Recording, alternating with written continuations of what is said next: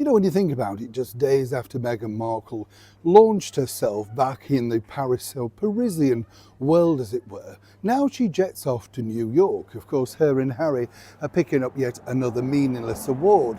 But what's fascinating is when you scratch the surface, how clear it truly is that Meghan and Harry, well, they are humanitarians, but all for themselves, so it appears. As ever, let me explain.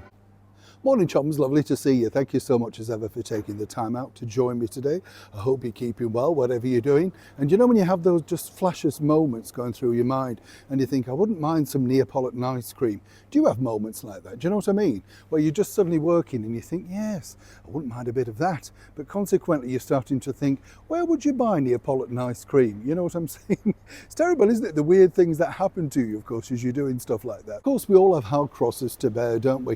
And some people might say in the say of course, of Meghan and Harry once again braving it over into that terrible city that was New York. You know, we must all join hands and think the very best thoughts, because Harry and Meghan last time they were in New York City, of course, were chased for up to an hour. Well, no, was it 2 hours across the mean streets of Manhattan? Seemingly, as I pointed out before, the NYPD, the New York City Police Department, couldn't quite work out exactly where this was and consequently have now closed down the case, even though Harry was very vigilantly filming it through the car window. Meanwhile, of course, Doria Ragland, Meghan's mother, and Meghan were busy just, well, carousing their phones, weren't they?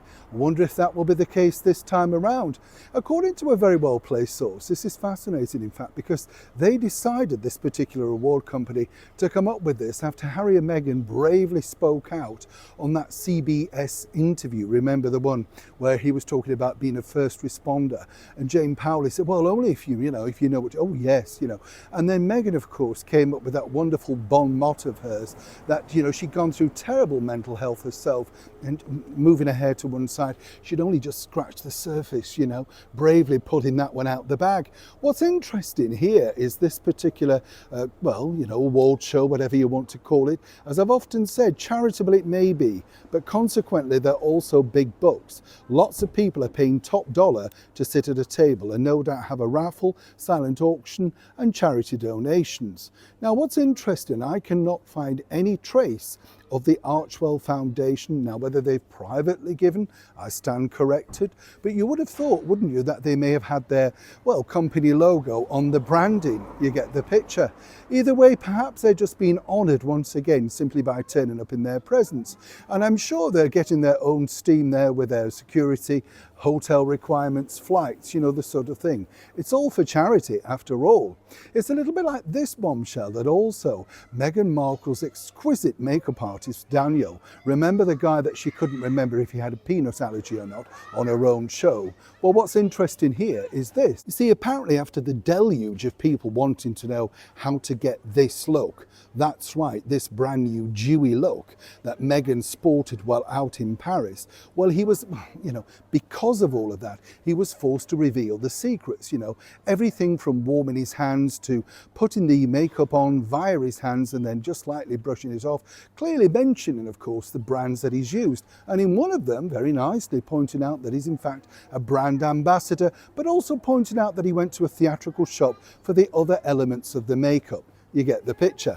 Moving forward, this is where it becomes fascinating, because if you look at the link, of course, and you think, okay, why would Meghan allow her makeup artist to reveal her innermost makeup secrets?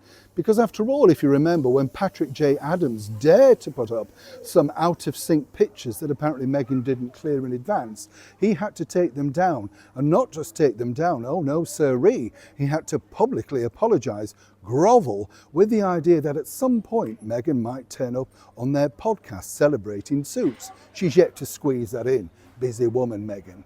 Now, if you look at it, of course, what you will see behind it is, well, clearly again, brands being solicited to see if Meghan can shift makeup. And if they can, well then Meghan's team no doubt will be in touch to say, look, the magic of Meghan, and how much more could you shift if she became a brand ambassador, or indeed you used her in an advertising campaign. It's all there to see, you just have to look hard enough. Neil Sean in the very heart of London.